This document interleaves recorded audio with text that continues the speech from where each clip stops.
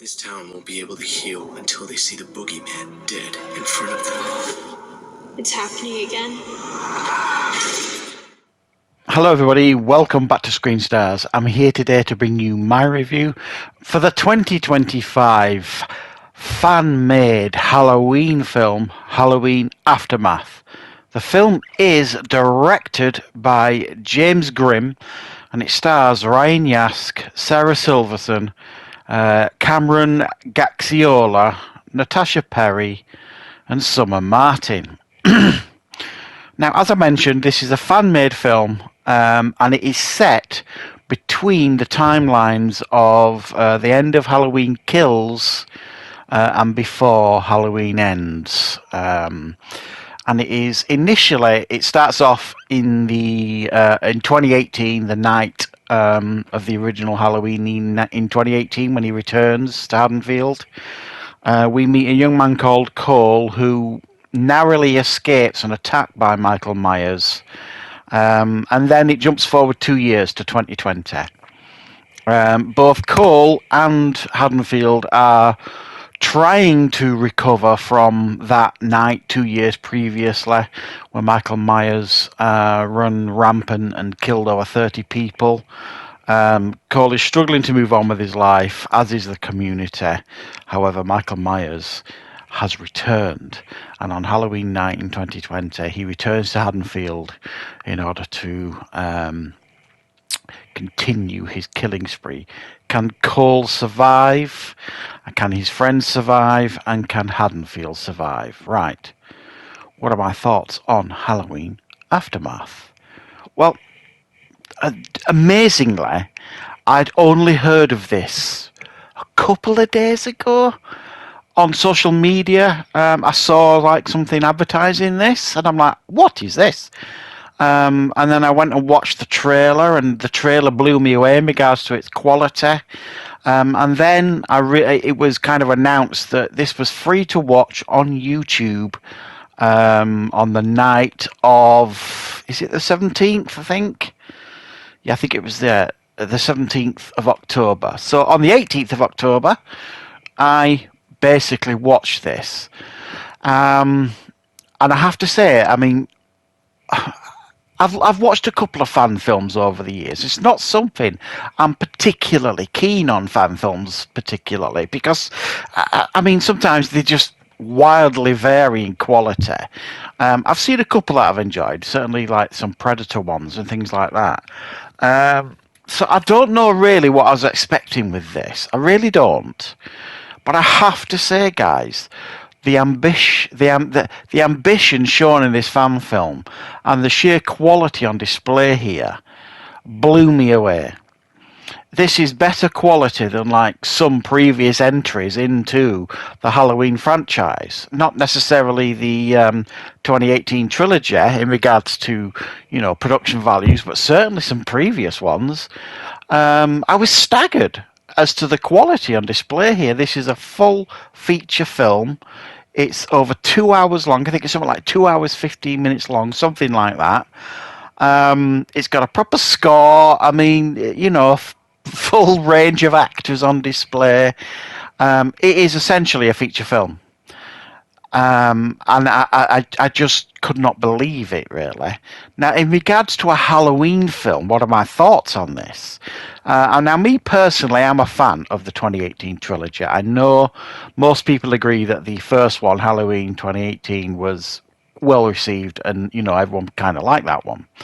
Then people started getting a little bit like that with the second one. I really enjoyed that one as well. And the third one, Halloween Ends, split audiences right down the middle, really. And like I say, this is potentially, maybe their version of how they thought it should have ended, maybe. But it is actually set in the same universe as this trilogy in 2020, 2 years before Halloween Ends. So we have got a whole new set of characters here that the film has to introduce. And that's one of the film's biggest weak points, really, because it's got a whole range of characters to introduce into this timeline, if you like. It slows the film down tremendously. The pacing here on display, I think, is going to put maybe quite a few people off.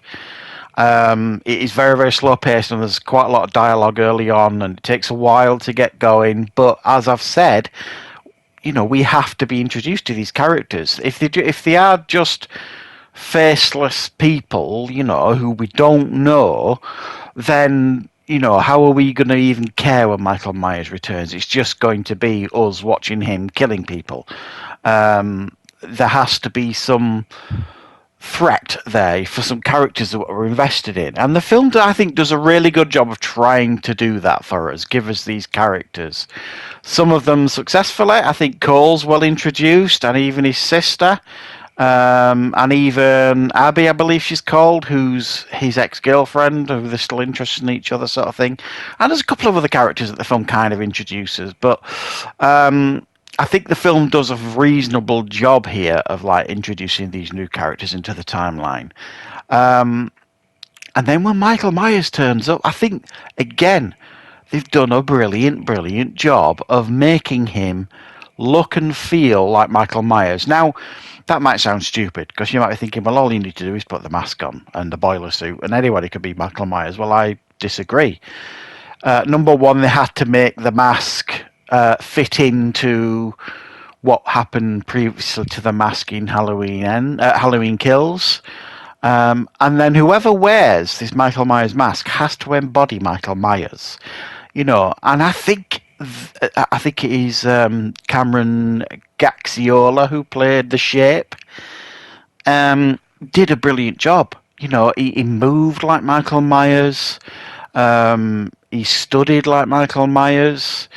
He was vulnerable, like the real Michael Myers. And what I mean by that is you could fight back to some degree and kind of give yourself a few seconds breathing space, but he just keeps going and going and going. This Michael Myers, and I think the film did a brilliant job with that. The kills were different. They were inventive. They were graphic, which I didn't expect. I honestly thought they'd probably hold back or something, but no, they absolutely don't hold back.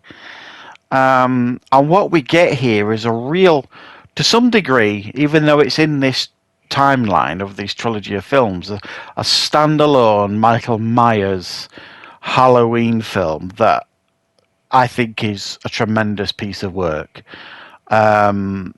Ultimately, if you're going to critique it, you could really just say it's like a Halloween film without Laurie Strode and any other faces and names you might recognise, and it's just a new set of teens to get butchered by Michael Myers. But I like the effort that they've put in to make it fit into this timeline. I think the production values on display here are extraordinary. They really blew me away. I couldn't believe it. It was genuinely tense at times.